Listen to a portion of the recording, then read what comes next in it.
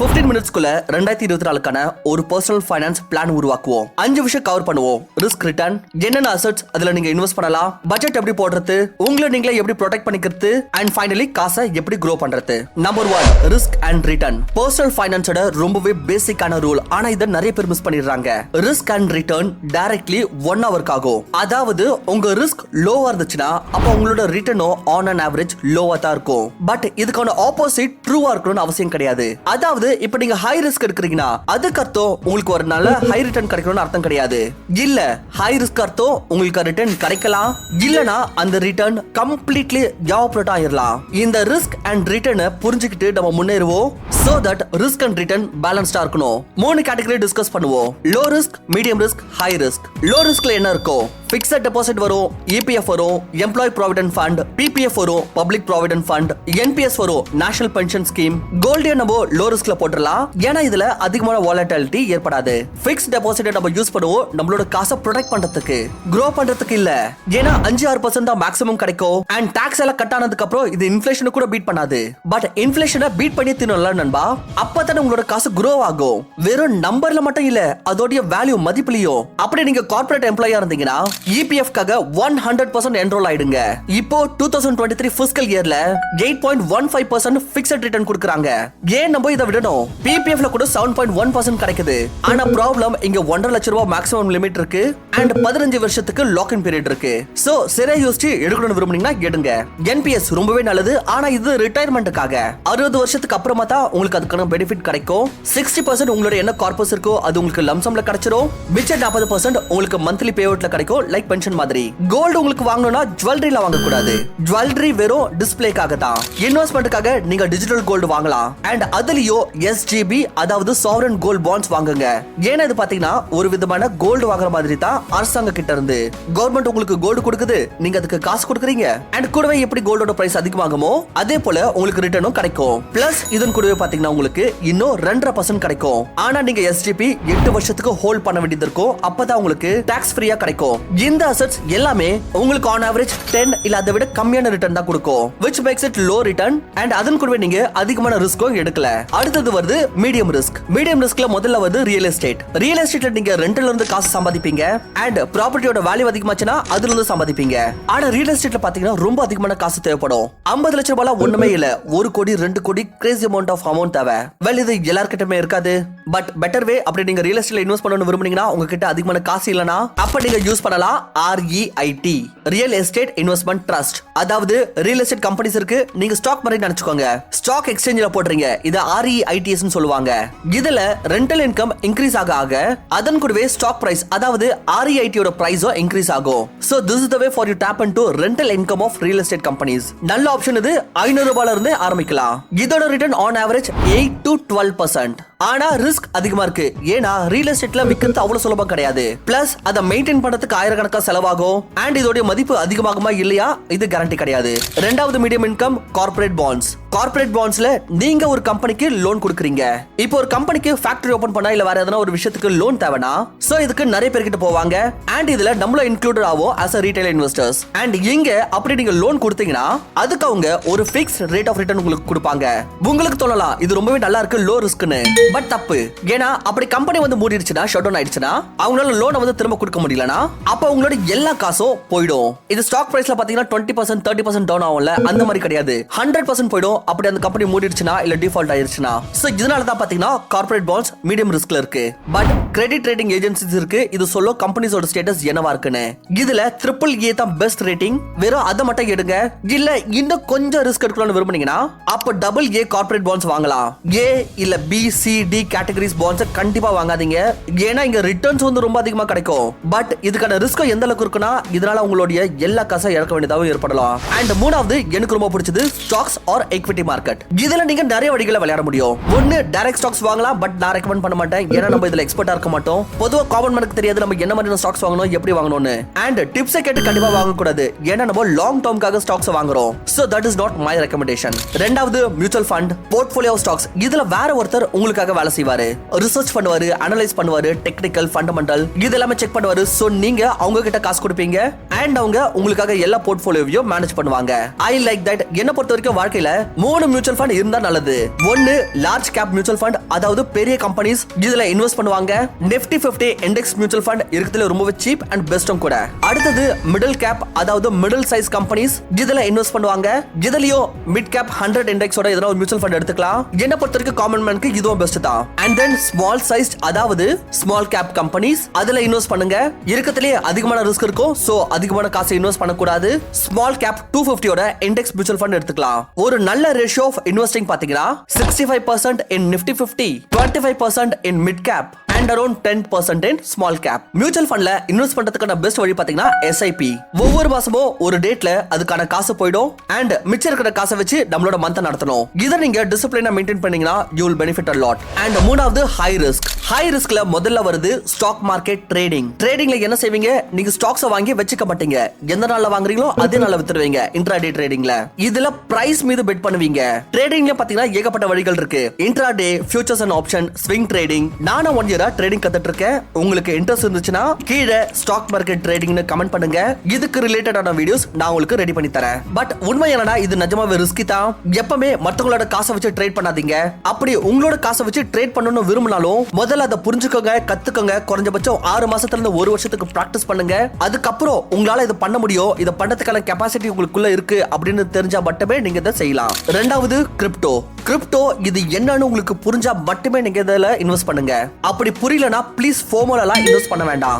ஏன்னா massive risk இது. Volatility ரொம்ப ஹையா இருக்கும், ரொம்ப சீக்கிரம் மேல போகும், ரொம்ப சீக்கிரம் கீழே போகும், தலை காலை புரியாது. அப்படி பண்ணி தரணும்னு நினைச்சீங்கன்னா உங்க டோட்டல் போர்ட்ஃபோலியோல 5% விட அதிகமா அலோகேட் பண்ண வேண்டாம். அண்ட் ஆரம்பிக்கும் போது ரிலேட்டிவ்லி ஸ்டேபிளான காயின்ஸோட ஆரம்பிங்க, லைக் பிட்காயின், இத்தீரியம், சொலானா மாதிரி. பட் ஸ்டில் வாலட்டிலிட்டி ரொம்ப ஹையா இருக்கும். ஏன் ரெக்கமெண்டேஷன் பண்ண வேண்டாம் அப்படி உங்களுக்கு இதை பத்தி சரியா புரியலனா. மீடியம் ரிஸ்க் அசெட்ஸ்ல உங்களுக்கு 12 இருந்து 18% இல்ல 20% ரிட்டர்ன் கிடைக்கலாம் on a yearly basis. Well high ரிஸ்க்ல தலை காலை கிடையாது. இது எப்பனா ஜீரோவா ஆகலாம், நெகட்டிவா ஆகலாம், இல்ல 20%, 30%, 40% கூட போகலாம். This is something which goes completely wild. இப்போ இது புரிஞ்சுச்சுல. மூணாவது விஷயத்துக்கு வருவோம், பட்ஜெட். இப்போ உங்ககிட்ட காசு வருது, அப்படி நீங்க சரியா கணக்கு பண்ணாம செலவு பண்ணிட்டே இருந்தீங்கன்னா அப்ப வாழ்க்கை முழுவதும் உங்களால இது சரியா யூஸ் பண்ண முடியாமலே போயிடும். நீங்க ஒவ்வொரு விஷயத்துல பட்ஜெட் பண்ணணும். 50-30-20 ஒரு ரொம்பவே சிம்பிளான ரூல். ஆனா இதுக்கான ஒரு ட்விஸ்ட் இருக்கு, அதையும் சொல்றேன். 50-30-20 ரூல் என்ன சொல்லுது, எவ்வளவு காசு உங்களுக்கு கிடைக்குதோ, உங்க சாலரியோ உங்களோட ஃப்ரீலான்ஸ் இன்கமோ எதுவா இருந்தாலும் அதுல 50% அதை யூஸ் பண்ணி உங்களோட அவசியங்களை ஃபுல்ஃபில் பண்ணிக்கணும். லைக் உங்களோட வாழ்க்கை வாழறதுக்கு நீங்க இதுக்கு செலவு பண்ணி தீரணும். இதுல உங்களோட ரெண்ட், EMI, சாப்பாடோட எக்ஸ்பென்ஸ், டிராவல், யூட்டிலிட்டிஸ், கரண்ட், தண்ணி எல்லாமே. அடுத்தது ரெண்டாவது 30% உங்களுடைய ஆசைகளுக்கு, லைக் இதெல்லாம் நீங்க விரும்புறீங்களோ, போன் வாங்குறது, வெளியே போய் சாப்பிடுறது, பார்ட்டி பண்றது, வெக்கேஷன் போறது, வண்டி வாங்குறது எல்லாமே. இது எல்லாமே டைரக்டா இந்த 30% குள்ளவே பண்ணணும். பட் இந்த 30% வச்சு நீங்க என்ன செய்யணுமோ பண்ணுங்க. ஏன்னா உங்களோட வயசான காலத்துக்கு நீங்க கோடீஸ்வரன் ஆயிடுவீங்க, அதுக்கெல்லாம் வெயிட் பண்ண வேண்டாம். இப்போ உங்களுடைய வாழ்க்கை வாழணும்ல, சோ கவலைப்படாம வாழுங்க. ஆனா 20%, குறைஞ்சபட்சம் 20% நீங்க சேவ் பண்ணி இன்வெஸ்ட் பண்ணிடணும். இது உங்க வாழ்க்கையோட ஃபியூச்சருக்காக. பெரிய செலவுகள் இருக்குல்ல, ஒரு வீடு கட்டுறது, இல்ல பெரிய வெக்கேஷன் போகிறது, பசங்களோட படிப்புக்கு, கல்யாணத்துக்கு, நம்மளோட ரிட்டையர்மெண்ட் பிளானிங்க்கு, இந்த எல்லா விஷயத்துக்கும் உபயோகமாகும். அண்ட் கூடவே உங்களோட கடன்களை கம்மி பண்ணுங்க. முடிஞ்ச எல்லாத்தையும் முடிச்சிருங்க. இப்போ இதுல ட்விஸ்ட் என்னன்னா, உங்களோட salary அதிகமாகும், இன்கிரிமெண்ட்லாம் வரும். சோ உங்களுடைய ஓவரால் இன்கம் அதிகமாகும் போது அப்போ உங்களுடைய எல்லா காசையும் திரும்பவும் 50-30-20 ரூல்ல போடக்கூடாது. ஏன்னா இது கண்டிப்பா முட்டாள்தனம் தான். பிகாஸ் உங்களோட salary அதிகரிக்கிறது கூடவே உங்களோட நீட்ஸ் நீங்க அதிகரிச்சிட்டு இருந்தீங்கன்னா அது தப்பு. சோ என்ன பண்ணணும், உங்களுக்கு எவ்வளவு இன்கிரிமெண்ட் கிடைக்குதோ அதோட ரேஷியோவை உல்டா ஆக்கிடுங்க. 20% உங்களோட நீட்ஸ்க்கு போகட்டும், கொஞ்சம் கொஞ்சம் அதிகமாகட்டும். 30% இன்னும் நீங்க ஆசைப்படுற விஷயங்கள் அதுல இருக்கட்டும். அண்ட் 50% உங்களுடைய இன்கிரிமெண்ட் ஓடுது உங்களுடைய சேவிங்ஸ் அண்ட் இன்வெஸ்ட்மெண்ட்டுக்கு. So overall long period of time உங்களோட இன்கமோட இது ஆல்மோஸ்ட் ஈக்குவலா ஸ்ப்ளிட் ஆயிடும். And that will be the best thing. ஏன்னா நீங்க உங்களோட வாழ்க்கை வாழ்வீங்க, சந்தோஷமாவும் இருப்பீங்க அண்ட் ஃபியூச்சருக்கு நல்ல பிளானிங் பண்ணுவீங்க. அடுத்தது நம்பர் 4, ப்ரொடெக்ஷன். காசை க்ரோ பண்றதுக்கு முன்னாடி நீங்க உங்களே ப்ரொடெக்ட் பண்ணிக்கணும் நண்பா. ஏன்னா அப்படி தவறுதலா எதனா ஆயிடுச்சுன்னா அப்ப இருக்கிற எல்லா காசுமே போயிடும். 3 விஷயங்க: health insurance, life insurance and emergency fund. Health insurance உங்களுடைய அப்பா அம்மாக்கு தனியா, உங்களுக்கு தனியா. ஏன்னா அம்மா அப்பாவோட இன்சூரன்ஸ் காஸ்ட்லியா இருக்கும், அது கூட நீங்க உங்களுக்கு சேர்த்துட்டீங்கன்னா அப்போ உங்களோட பிரீமியமும் எக்ஸ்பென்சிவ் ஆயிடும். ப்ளீஸ் எவ்வளவு சீக்கிரம் முடியுமோ ஹெல்த் இன்சூரன்ஸ் எடுத்துருங்க. ரெண்டாவது கார்ப்பரேட் இன்சூரன்ஸ் கூடவே உங்களோட சொந்தமான இன்சூரன்ஸ் எடுத்துக்கோங்க. ஏன்னா இப்ப வேலை மாறிச்சுன்னா அப்ப உங்களோட இன்சூரன்ஸ் முடிஞ்சிடும். இதனால என்ன ஆகும், உங்களுடைய அந்த நோ கிளைம் போனஸ் இருக்குல்ல அது எல்லாமே போயிடும். அப்படி உங்களுடைய ப்ரீ எக்ஸிஸ்டிங் டிசீசஸ் இருந்துச்சுன்னா அதோட வெயிட்டிங் பீரியட் முடிஞ்சிருச்சுன்னா அதுவும் திரும்ப ரீசெட் ஆகும். இந்த தவறு செய்யாதீங்க. உங்களோட இன்சூரன்ஸ் கண்டிப்பா இருக்கணும். இப்போ என்ன இன்சூரன்ஸ் வாங்கணும், எப்போ வாங்கணும், எவ்வளவு கவரோட இது எடுக்கணும், எப்படி எடுக்கணும், இது எல்லாத்தையும் தெரிஞ்சுக்கணும்னு விரும்புனீங்கன்னா மறக்காம நீங்க கீழே கமெண்ட்ல சொல்லலாம். நான் உங்களுக்கு இது குறித்து வீடியோ ரெடி பண்றேன். ரெண்டாவது லைஃப் இன்சூரன்ஸ். அப்படி தவறா உங்களுக்கு எதனா ஆயிடுச்சுன்னா உங்களோட குடும்பத்துக்கு என்ன ஆகும்? சோ நீங்க ஒரு லைஃப் இன்சூரன்ஸ் எடுக்கிறீங்க அண்ட் அதுக்காக ஒரு பிரீமியம் கொடுப்பீங்க அண்ட் இந்த பிரீமியம் என்ஷூர் பண்ணும். அப்படி உங்களோட உயிருக்கு எதனா ஆயிடுச்சுன்னா அப்ப உங்களோட குடும்பத்துக்கு ஒரு அமௌண்ட் கிடைக்கும். அது அவங்களோட வாழ்க்கையை சேவ் பண்ணும். எவ்வளவு சீக்கிரமா நீங்க உங்களோட லைஃப்ல இந்த இன்சூரன்ஸ் எடுக்கிறீங்களோ அந்த பிரீமியமும் அந்த அளவுக்கு கம்மியாவே இருக்கும் and you will benefit a lot. 25 to 30 ஒரு right age to buy life insurance. Term life insurance பாத்தீங்கன்னா ரொம்பவே நல்லது. இதுல நீங்க ஒரு பிரீமியம் கொடுப்பீங்க. இதுல பாத்தீங்கன்னா ஒரு fixed time period 10 years 15 years 20 years அதன் பிரகாரம் நீங்க ஒரு அமௌண்ட் பே பண்ணுவீங்க அண்ட் உங்களோட ஃபேமிலிக்கு ஒரு மேக்ஸிமம் கவர் கிடைக்கும் which is upon your death. ஆனா இதுல ஒரு விஷயம் இருக்கு. அப்படி இதுல உங்களோட டர்ம் எண்ட் ஆகுறதுக்கு முன்னாடி உங்களுடைய மறைவு ஏற்படலனா அப்ப உங்களுக்கு எதுவுமே கிடைக்காது. இதுல தான் பாத்தீங்கன்னா ரொம்பவே கம்மியான பிரீமியம்ல உங்களுக்கு ஒரு மேக்ஸிமம் கவர் கிடைக்கும். So you do your max. நீங்களே பாருங்க உங்களுக்கு எது சரின்னு. இன் ஜெனரல் இன்சூரன்ஸ்க்காக மட்டுமே யூஸ் பண்ணுங்க. இன்வெஸ்ட்மெண்ட்காக ப்ளீஸ் யூஸ் பண்ண வேண்டாம். Third emergency fund. இது எல்லாம் இல்லாம வேற எதனா ஆயிடுச்சுன்னா உங்களோட வண்டி டேமேஜ் ஆயிடுச்சுன்னா உங்க வீட ரிப்பேர் பண்ணணும் இல்ல வேற யாருக்குன்னா காசு தேவைப்பட்டா அதுக்கு காசு எங்க இருந்து வரும்? லோன் கேன் அதுக்குன்னு எடுக்க முடியாது.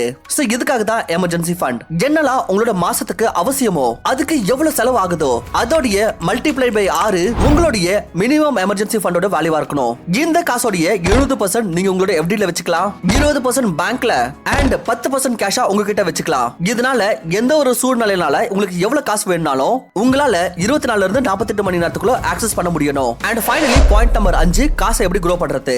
உங்களோட வயசுக்கு பிரகாரம் உங்களோட ரிஸ்க் ப்ரொஃபைல் வந்து சேஞ்ச் ஆகும். 20ஸ்ல நீங்க அதிகமான ரிஸ்க் எடுக்கலாம்.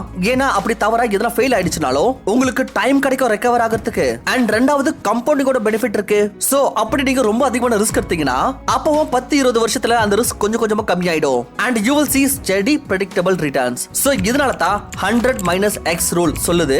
x அப்படி உங்களோட ஏஜா இருந்துச்சுன்னா 100 minus x as a person நீங்க equityல இன்வெஸ்ட் பண்ணலாம் and x உங்களுடைய fixed rated assetsல இன்வெஸ்ட் பண்ணணும். அப்படி உங்களோட ஏஜ் 30 வயசுனா அப்ப நீங்க 100 minus 30 70% உங்களோட இது இருக்கிறத equity marketல இன்வெஸ்ட் பண்ணுங்க. நான் சொன்ன மாதிரி என்னோட preference பாத்தீங்கன்னா மியூச்சுவல் ஃபண்ட் மூலமா SIP பண்ணுங்க. அதே 3 Nifty 50 mid cap small cap index mutual funds SIP and மிச்சம் இருக்கிற 30% நீங்க FD ல போட்டுருங்க. EPF பண்ணிரலாம், PPF பண்ணிரலாம், NPS பண்ணிரலாம், கொஞ்சம் கோல்ட் கூட வாங்கிக்கலாம். and இது வந்து உங்களுக்கு ஒரு நல்ல ரிஸ்க் பேலன்ஸ்டு ரிட்டர்ன் கொடுக்கும். இது நீண்ட நாட்களுக்கு பண்ணணும். அட்லீஸ்ட் 10-20 வருஷம் குறைஞ்சபட்சம். அப்பதான் நீங்க எதிர்பார்க்கிற அந்த கோடிக்கணக்கான இன்கம் உங்களுக்கு எண்ட்ல கிடைக்கும். இதுல பாத்தீங்கன்னா உங்களுடைய ரிஸ்க் அண்ட் ரிட்டர்ன் வந்து எந்த அளவுக்கு நல்லா மிக்சடா இருக்குதோ அந்த அளவுக்கு உங்களோட காசு வந்து டபுள் ஆகும். ரூல் ஆஃப் 72 இத தான் சொல்லுது. 72 உங்களோட ரேட் ஆஃப் ரிட்டர்ன் உங்களுக்கு என்ன கிடைக்குதோ உங்களுடைய இன்வெஸ்ட்மென்ட் மூலமா அதை வச்சு டிவைட் பண்ணீங்கன்னா உங்களுக்கு தெரிஞ்சிரும் எத்தனை வருஷம் உங்களோட காசு வந்து டபுள் ஆயிடும்னு. ஃபார் எக்ஸாம்பிள் FD 6% ரிட்டர்ன் கொடுக்குதுல அது 72 ஆல டிவைட் பண்ணோம்னா அப்ப நம்பர் வருது 12. அதாவது FD ல உங்களோட காசு 12 வருஷத்துக்கு அப்புறமா டபுள் ஆகும். ஸ்மால் கேப் கிட்டத்தட்ட 18% ரிட்டர்ன் கொடுக்குதுல அப்படி இதன் மூலமா நீங்க இன்வெஸ்ட் பண்ணீங்கன்னா அப்ப உங்களோட காசு ஒவ்வொரு 4 வருஷத்துக்கு டபுள் ஆகும். இதுதான் டிஃபரன்ஸ் 6% 18% இடையே. அண்ட் இந்த 6% 18% இடையே டிஃபரன்ஸ் இருக்குல்ல இது சின்னது கிடையாது. பிகாஸ் இந்த ஸ்மால் கேப்ல இந்த 12 இயர்ஸ் இருக்குல்ல இதையே நீங்க 16 வருஷமா ஆக்கிட்டீங்கன்னா அப்ப உங்களோட காசு 16 மடங்கு ஆயிட்டு இருக்கும். அதே 20 வருஷத்துக்கு ஆக்கியிருந்தீங்கன்னா அப்ப உங்களுடைய மணி 32 மடங்கு ஆயிட்டு இருக்கும். ஒரு நல்ல டைம் பீரியட் ஒரு நல்ல ரேட் ஆஃப் ரிட்டர்ன் கொடுத்தீங்கன்னா உங்களோட காசோட growth நெக்ஸ்ட் லெவலுக்கு இருக்கும். சோ எவ்வளவு காசு இன்வெஸ்ட் பண்றீங்க அது முக்கியம் கிடையாது. 500 ரூபாயில இருந்து கூட ஆரம்பிக்கலாம். ஆனா எவ்வளவு நீண்ட நாட்களுக்கு நீங்க இன்வெஸ்ட் பண்ணணும்னு பிளான் பண்றீங்களோ அதுதான் கேமை கம்ப்ளீட்டா சேஞ்ச் பண்ணும். And that is the principle of compounding. உலகத்தோட 8வது அதிசயம் ஆல்பர்ட் ஐன்ஸ்டைன் சொல்லிருக்காரு. சோ உங்களோட இன்வெஸ்ட்மெண்ட் ஆரம்பிக்க நீங்க ஒரு டிமேட் அக்கவுண்ட் ஓபன் பண்ணணும். உங்களுக்கு டிஸ்கிரிப்ஷன்ல லிங்க் கொடுத்திருக்கேன். நீங்க ஃப்ரீயாவே டிமேட் அக்கவுண்ட் ஓபன் பண்ணிக்கலாம். 2024ல இந்த 5 விஷயங்களை ஞாபகம் வச்சுக்கிட்டு உங்களோட பர்சனல் ஃபைனான்ஸை பிளான் பண்ணுங்க. Because this will definitely help you to come out of the money chase. Thanks for watching. Bye.